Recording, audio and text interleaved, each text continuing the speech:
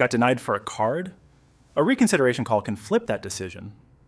A reconsideration call works because it's usually the same application, just with a human reducing uncertainty.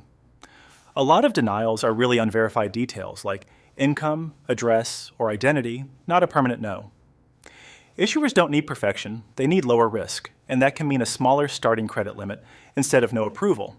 They may also adjust terms like a higher APR to price risk. Timing matters because your balances and recent activity can change week to week. Before you call, you want to know what the bank thinks is wrong and whether it's true. Start with your adverse action notice, which lists the key factors behind the decision.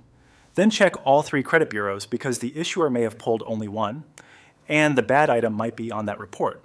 Confirm what your utilization was on application day, since a statement cut can make you look maxed out.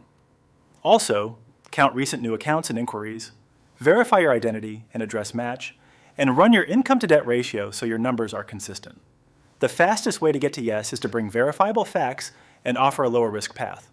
Have income proof you can actually send, and be ready to list monthly housing costs and other obligations, because that's how underwriting estimates your ability to pay.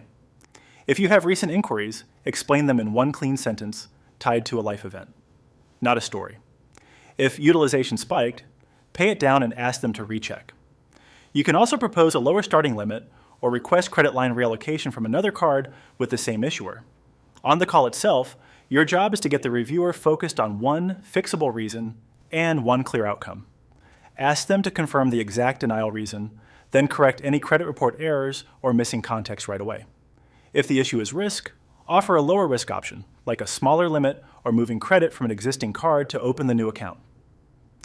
Keep the language steady and avoid sounding desperate, because that can raise red flags.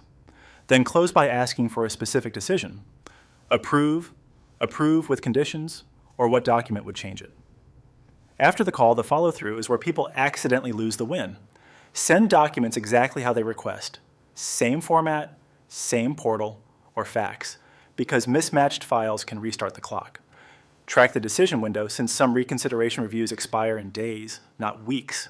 Don't stack extra applications while you wait, because new inquiries can sink the review. Ask whether they'll do a hard or soft pull to reconsider.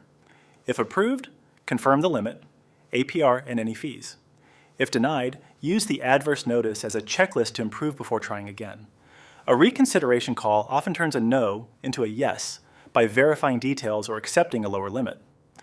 If you want to avoid denials in the first place, CreditCardAgent matches you to cards based on how you actually spend and shows the estimated dollar impact versus your current card.